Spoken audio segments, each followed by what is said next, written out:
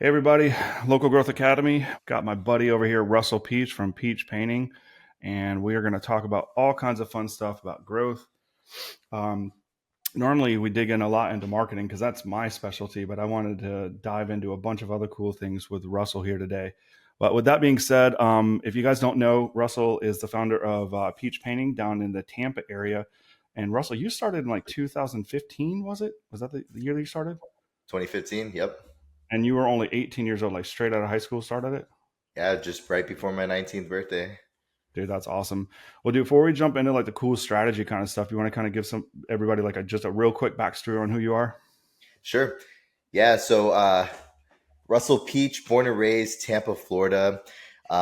Started the business, at 18, and I was doing full remodeling. Quickly learned it was really hard to really scale and build a sustainable business, and finding employees, finding work, the whole nine. Unless you're doing it at a big scale, which I wasn't ready for, didn't have the funds for, and everything. So quickly started looking for some more work. Learned how to paint through one of my contractors, and then yeah, found out that painting is a lot easier to scale, easier to train somebody how to do one thing. I was already niched up with the apartment communities. So once he slowed down with work a little bit, I, got thrown to the wolves. I had to feed for myself. I had to fend for myself. Moved out of my house right at 18. So I had, rent to pay. I had vehicles to pay. So I had to fend for myself. So Wow, you've been started, crushing it since day one then.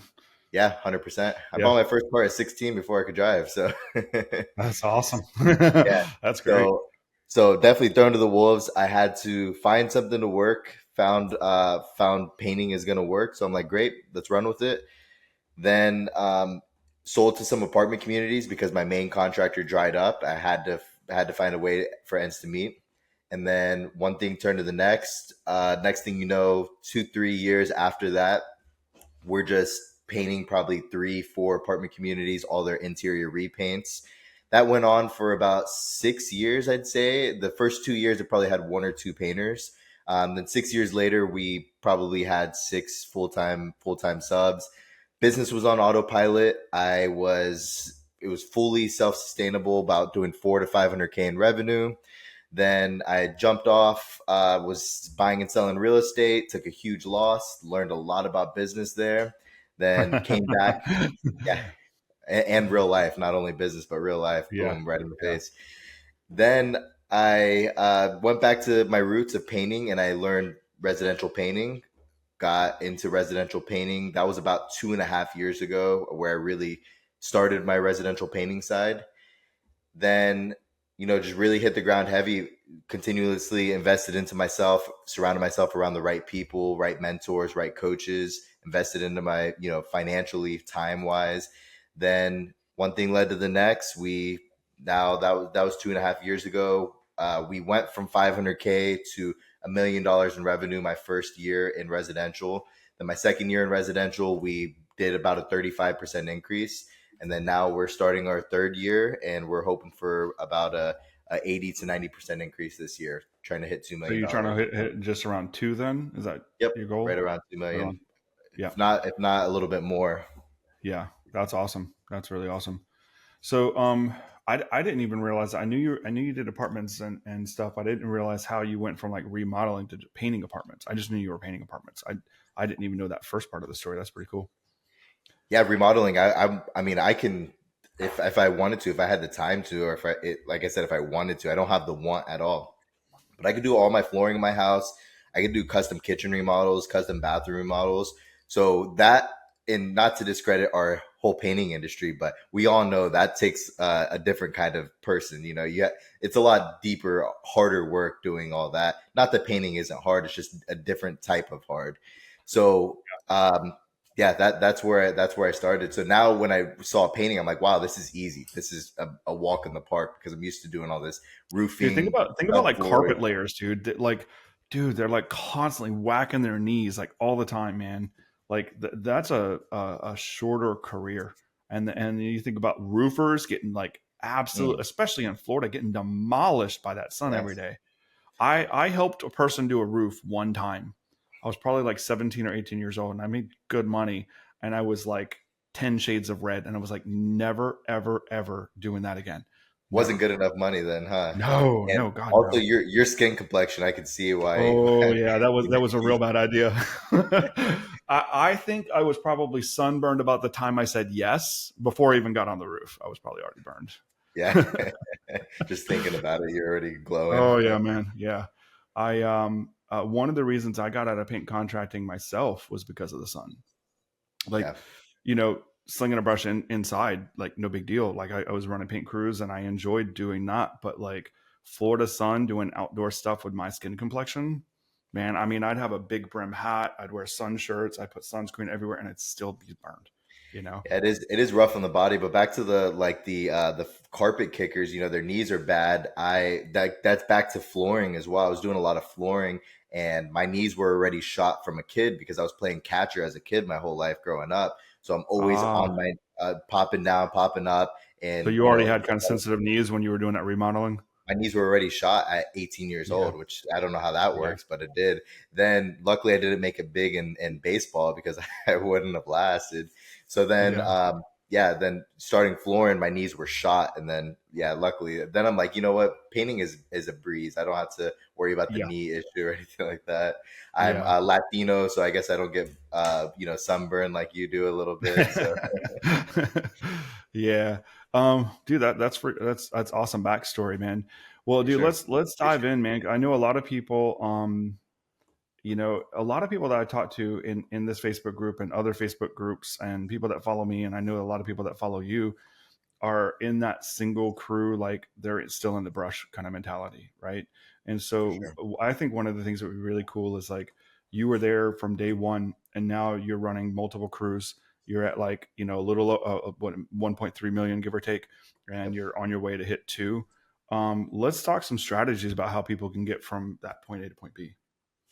You down with that? First thing it starts with is just mindset. And like I said before, when I started my residential side, the only way that I could attribute my success, like I had big ideas, big vision, always had it since a kid. I think entrepreneurs are born. That's my Yeah, personal opinion. I And agree. I think I was just born with it. So I had no idea how to put the pen to the paper though. Had all these ideas, but just couldn't make it happen. Didn't know how to make it happen. Didn't even know coaching was a thing. So mindset's going to be the big thing where I think if you invest into yourself into coaching, you don't know, you might be in the same position where I was, don't know how to put the pen to the paper. You know where you need to be at. How do I do this? Start by investing into some coaching. Coaching is going to change your whole mindset. It's going to help, speed up. It's just going to compress the time. You can learn all this stuff without spending thousands of dollars on coaching. I've spent tens and tens of thousands of dollars on So have coaching I. to get So to have this I. far. Yeah, I believe Yeah. it. Hmm. And it's going to do. You can learn it all by yourself, trial and error. How much anger, how much aggravation, how much time is it all that going to take? So you're just buying a proven process basically and just compressing time. So that's going to be the first thing is really just mindset with coaching and asking for help. Nobody's born with this knowledge, so you need to ask for help. Some people have a lot of pride and they don't even want to ask for the help. Yeah.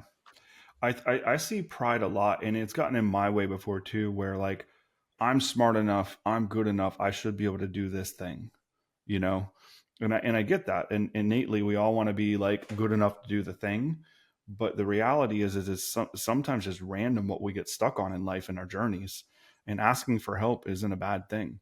What's that cliche, like to go fast, go alone; to go far, go as a team. Like you need help. You need help. You know. Um, I totally agree with coaching. 100%. Yeah. Yeah. How, Then how the many, next how many, thing. I know you spent a lot of money. How many coaches do you think you've had so far? So my first free coach, hats off to Tanner Mullen and anybody that's in that one crew, Tanner's owner, awesome. operator. Tanner drops a bunch of free content. Mm, He was my first free coach. And I feel like, well, it wasn't free because our time is the most valuable thing that we have. And that yeah, goes back to why I invested into coaching is because time is more valuable than any dollar amount that we can look at. I agree. I agree So with that. so yeah, while he wasn't free with time, he was free financially. So I was still nervous and jerky trying to get into the industry. I don't know anybody. Why am I going to spend tens of thousands of dollars with somebody I have no idea who he is? Um, later as you grow in the industry, you'll learn who the real coaches are, who the good people to go with or not. But in the beginning, you don't know that. So first, invest into your time. Tanner Mullen was the first one. Eric Fosnot, he helped me tremendously as well with all of our sales process and everything. He wasn't really a paid coach. He kind of was a paid coach because he was our marketing team running Facebook ads. I had another guy. He's a local guy, Tampa guy, who's strictly with sales. He lived a couple blocks down for me. I think I spent like 12K on his course, different courses, different modules and stuff, different one-on-ones. Currently with a killer coach right now. His name's Justin Georgopoulos. He's really reinventing, or not really reinventing the wheel, just bringing back a lot of the old school stuff that people kind of just, He does fail. his focus is like door to door and cold calling and that kind of stuff, right? Yeah, cold Yeah. emails, cold Cold calling, emails. door to Yep. door. This is stuff that's been proven for so long that just seems like the painting industry just forgot about, and we don't we don't utilize. So it's just Mm-hmm. really just reminding everybody, hey, look, this is what you do, and he's been mastering it. He's a solid coach too. So it's just teaching us everything on his end. Then I had one other coach. It was a lifestyle fitness coach too. So that's separate from Well, actual I business. actually met him. I met him online once. Yeah, good. Oh, He you seemed like did? a Yeah, solid dude. Yeah, yeah, yeah. real good dude. Yeah, and he's not only fitness, that's mindset, lifestyle, and everything as well. So different kinds. I'm sure there's a few other coaches that I'm not thinking of right now as well that I've invested into. That's awesome. Yeah, I mean, I like to think of coaches as like getting when you're whenever you're growing, growth is never like you think growth is going to be like this point A to point B, like a straight line, but it never is. It's always like here, and then it's like I always call it the plateau moment. Like you grow, and then you're like stuck at this point, and you have zero idea how to take the next step. And it's almost always like you'll get through it. Like you're right, you can spend the time, and you'll eventually grind through it. But like we don't, our lives are finite. I don't want to spend I don't want to spend weeks, months, years stuck on a plateau point. I want someone to help me get past it fast. Yeah, I'm 27 now, and I feel like I'm 57, so I need to get there yesterday. Well, honestly, you look like it already too. Just no, Yeah, just kidding. I know. Last 2 years have been rough on me. It's all the kids you're having, man. That's it, right? I know, man. The second one did it for me. The second one wrote me off. Hey, so we were pre-interview. We were talking about this. I'm kind of want to dive into this and get your thoughts. But like, Yeah, whenever you grow, there's always like multiple things that need to increase at once, right? So like, in order to get more in order to get more sales, you need to get more leads, and you need sales and jobs to get money from clients. So you kind of have multiple things that have to move at once. You got marketing that has to increase. You've got a sales operation that needs to increase. You've got a production thing that has to increase. And at a bare minimum, your operation is going to have at least those three things. Even if you're doing all three, even if you're a solo operator, you're going to do all three. You got marketing, and you've got a sales function, and you've got a job fulfillment or operations function. So let's dive into like how and when you moved each one of those, those needles in your business. yeah. So for the example that you listed off before, there was somebody that was debating: do I invest into marketing first? Do I invest into production management first? Which way do I go? I'm a fan of sales first, and like Micah said too, think about the customer journey is sales or leads, marketing. Then you got sales, and then you have production. So Mm-hmm. me, in my opinion, I'm the owner of the company. I'm gonna do whatever I can do to just grind, and if I have to work till 9 p.m. every night, that's the life all of us chose. We can't complain. We chose this life. Yep. So I'm a fan. Invest in marketing first, and if you don't have a production manager, find a way to be the production manager, even if it's on the phone. That's what I was doing for a long time too. I Mm-hmm. would just call, and even if I'm not showing face, I would only show face if I need to. If there's a problem, if there's an issue, we have a Karen that we're working for. Whatever the case is, There's a joke in there. There's a joke in there somewhere. yeah, yeah. So wherever it is, you can do it. And then once you actually start building, that system's going to break. Of course, you can only do so much as a person. You're running busy on sales, running busy on production. Then at that point, when you're that busy with sales and your sales are crushing it, then start hiring the production. So I think sales is the root of all businesses, which also leads to marketing is the root of all businesses. Yeah. Yeah. I mean, marketing's function is to create visibility and awareness in your brand, and to have someone take an action to have a conversation, right? That's really Right. what you get seen. Someone will start a Facebook chat, call you something, right? fill out a form, whatever it is. They do something, and now that's called a lead. And then from lead, you've got to take them from lead through appointment to bidding until you close a contract. And this is a couple steps within that. One of the things I would add to that, Russell, is, I mean, and I know you were, when we first started working together, you were already using drip jobs, but I think there's some time in there. I talk to tons of people all the time, and they're still not using a freaking CRM. And we think about, like, okay, well, you've got to increase your marketing and your sales and your operations, but you're spending how much time on these manual follow-ups that a CRM can do automatically? You know, like, I'm probably just the digital geek in me, but like, and don't get me wrong, I love having one-on-one conversations. You and I have had hundreds at this point. And I block out enough time to do between 5 and 10 strategy sessions for free for people every week. So I'm always having conversations. I love it, but I It's absolutely impressive. hate doing something myself manually that can be done programmatically.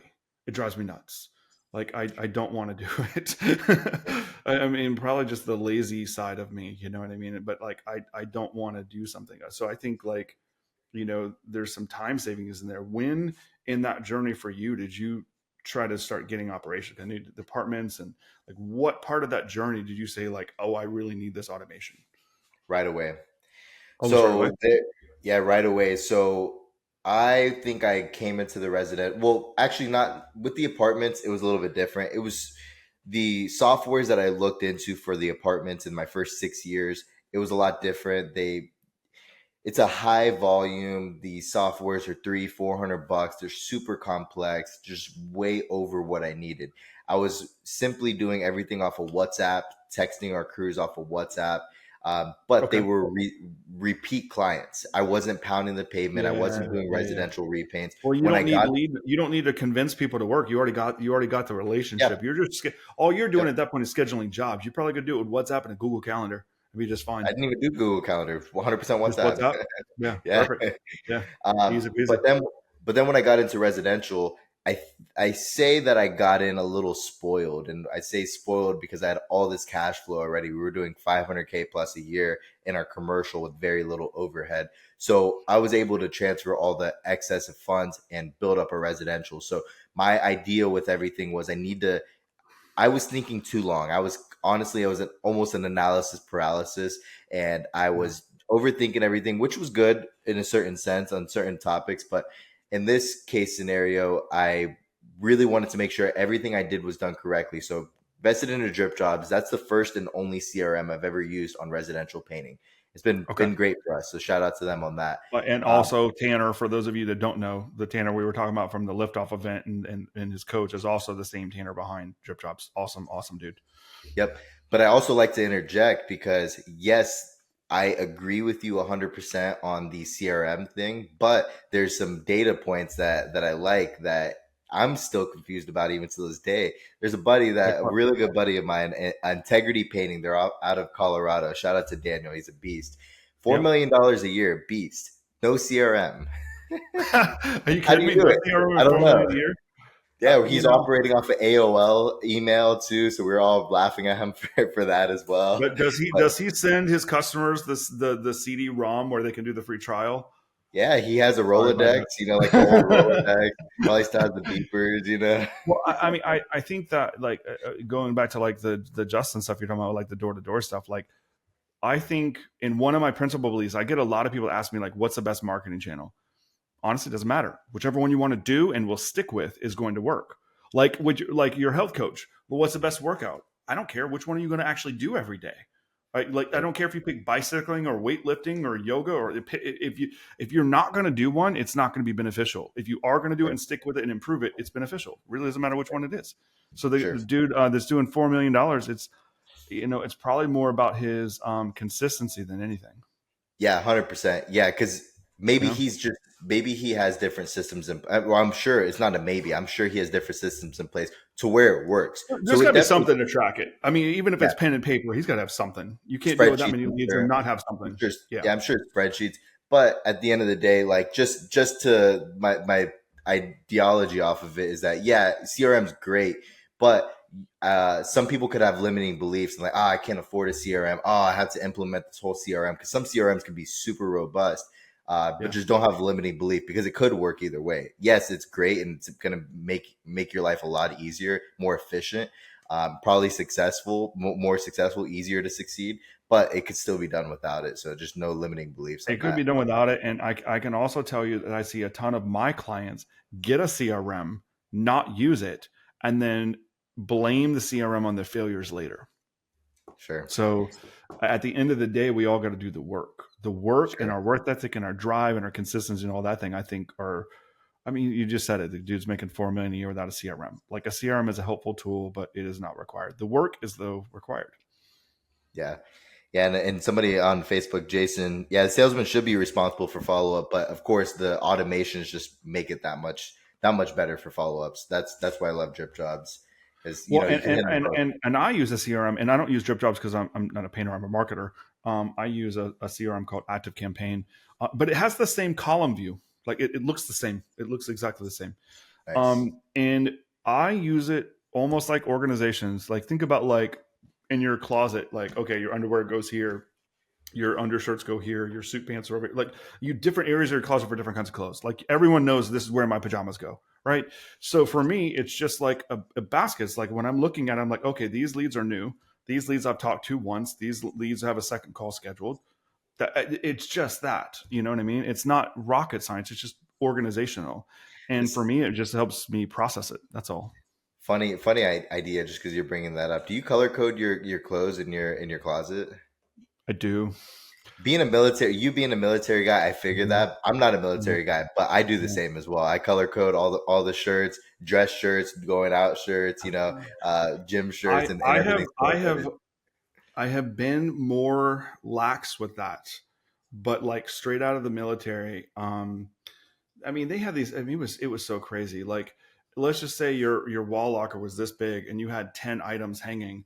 If they weren't, the hangers weren't perfectly even, the spacing between the hangers, they would take them, throw them out the window. You'd have to go chase them, get them back, fold them, put them back up. Like it Yeah, was that level of OCD. that's Everything had to be utterly perfect. It would take you at the end of the day like an hour or more just to get your wall locker right, and it would get inspected at random.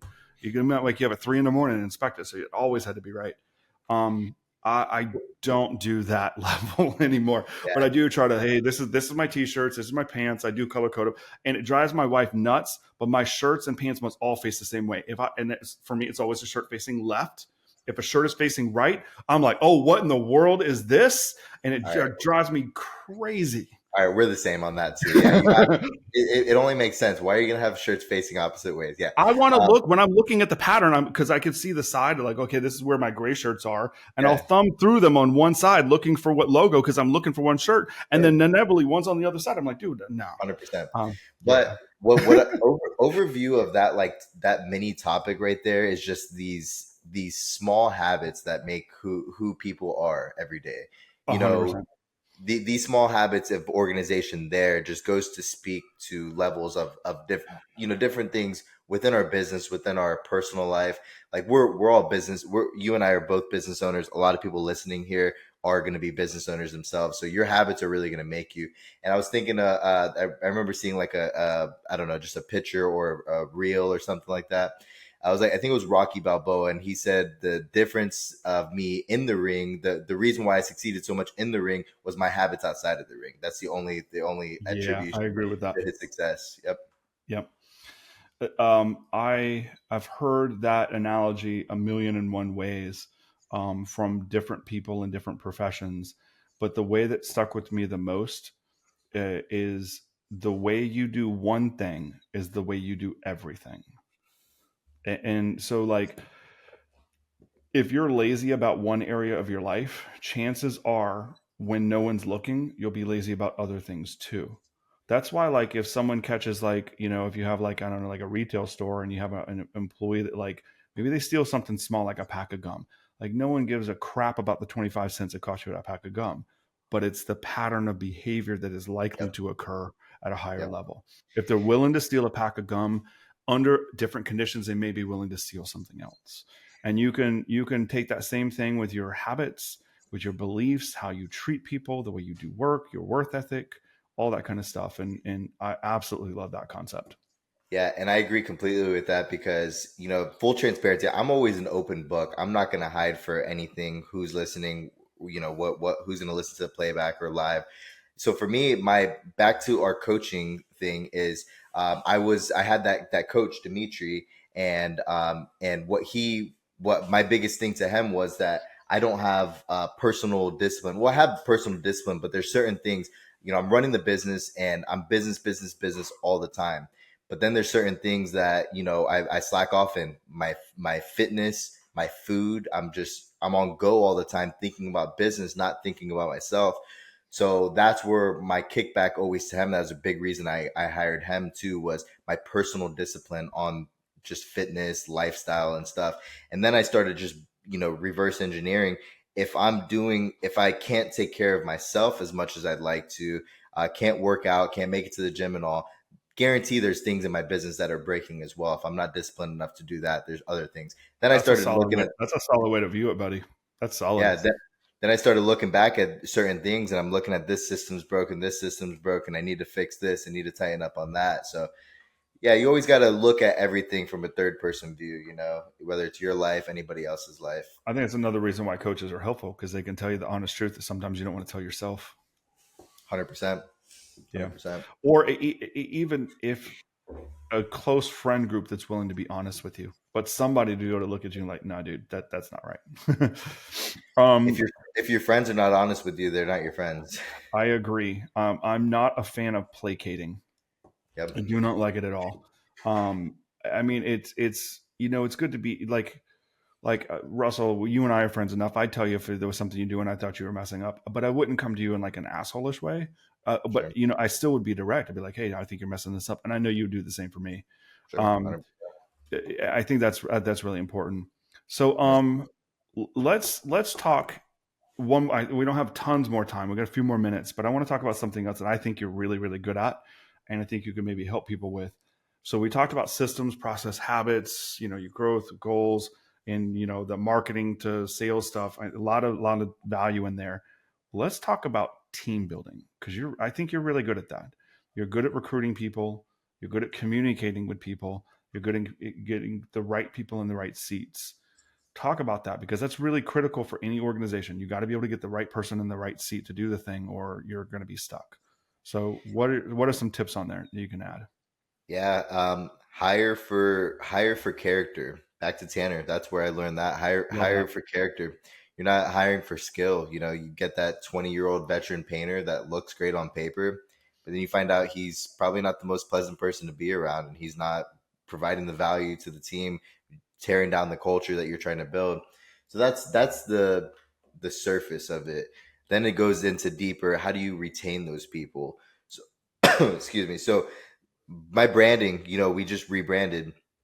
And a big thing of that too is company culture. A lot of people see a bigger brand, it's more of an established company. They're going to want to work for Yep. you a little bit more. So you might even attract a lot better team players with something as simple as nice branding. All of our vehicles are wrapped.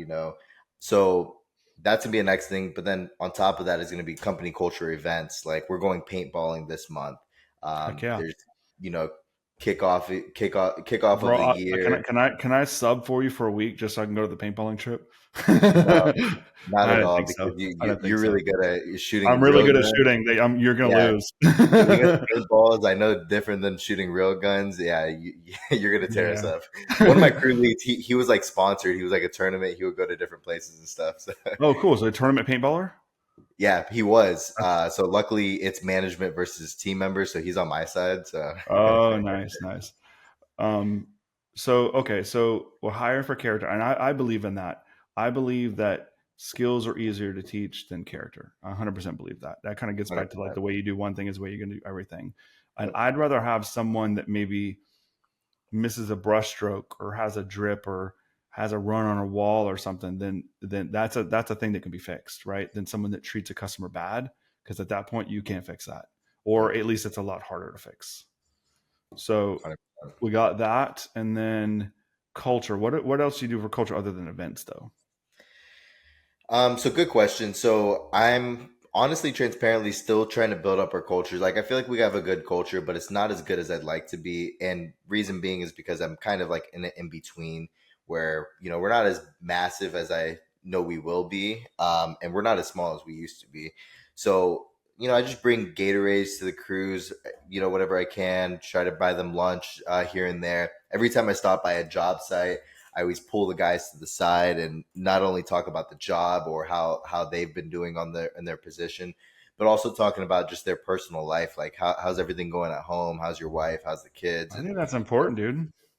but at the end Yeah, of the day, we're human beings, so that's what yeah, we that's should be super doing. important. So it is super important, but so you get so stuck in the business. This is my employee. I have to communicate with him differently. But at the end of the day, we're employees. Like I talk to so many people on a normal basis, doing sales, doing, talking to you, marketers, people on Facebook. And at the end of the day, we're just chatting. We all have the same life, we all have the same 24 hours in a day. We're just talking about life, and at the end of the day, sometimes people kind of get lost in the weeds and in the day to days and just kind of forget their true roots. Yeah, I agree. I'm a big follower of Gary V, and he talks a lot about like and you kind of said this in a different way, and this is why I'm repeating this. You basically said like you go and you try to not just talk about business, but talk about people's lives.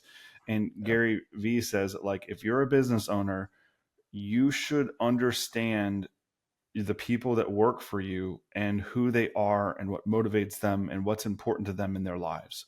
Because if you don't understand, like one person may be money motivated, the other person may really get a kick out of an event, the next person may want just an extra day off. Like everyone's going to motivate it slightly differently, but it's your job as a manager, as an owner, especially to know. If your organization is big enough, you might have managers that have to do that tiered down because like Steve Jobs didn't do that to all of his employees, but it should have trickled down through different departments and stuff. I love that you're like touching base with people. I think that's really great. It shows like a really awesome empathetic connection, which I think is super important. yeah, and just to touch on that, I have one of my right hand man. His name's Carlos. He's a rock star. He helps us completely on everything ins and outs of the business. But he's been with us for about, I'd say, 6.5, almost 7 years now.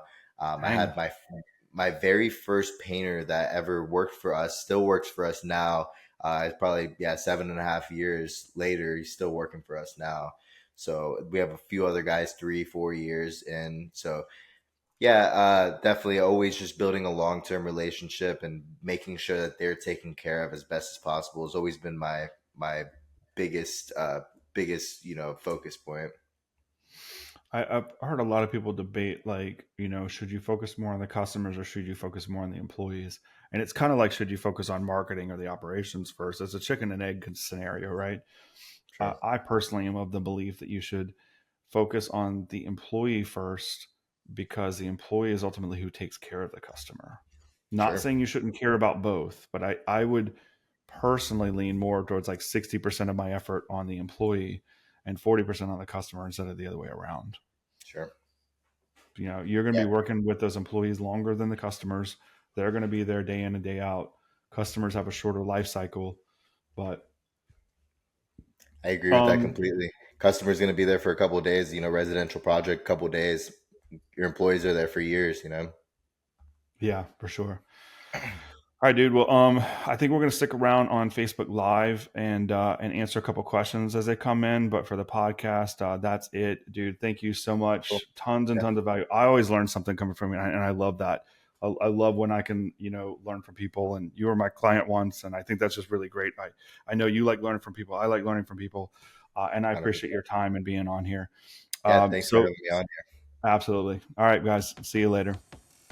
Hey, if you found this video helpful, please like and subscribe. If you're looking for help growing your contracting business, I invite you to join my free community. In there, we go live with amazing trainings, share resources and downloads, plus you get free help from me and from peers. That link is down below to join, and we'll see you in the next video.